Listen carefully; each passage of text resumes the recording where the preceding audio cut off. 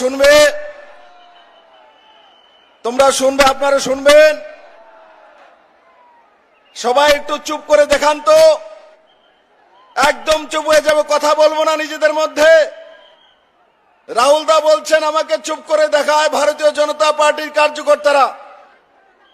একবার চুপ হয়ে দেখান, একদম কোনো সাউন্ড হবে না। আজকে পরীক্ষা হয়ে যাবে ভারতীয় জনতা পার্টির কার্যকর্তাদের। রাহুল দা তবু চুপচাপ হয়েছে।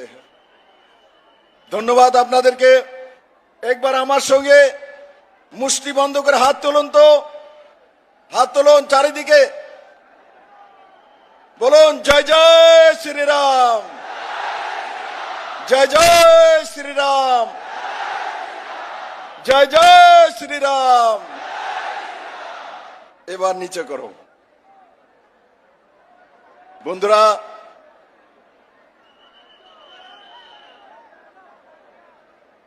এবারে নির্বাচন পশ্চিমবঙ্গের মানুষের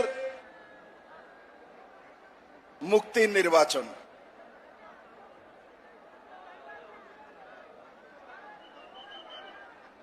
মানুষ ৩৫টা বছর সিপিএম এর শাসন দেখেছে লাল চক্ষু, আর তার মুক্তির পথ বেছে পেয়েছিলেন 2011-তে।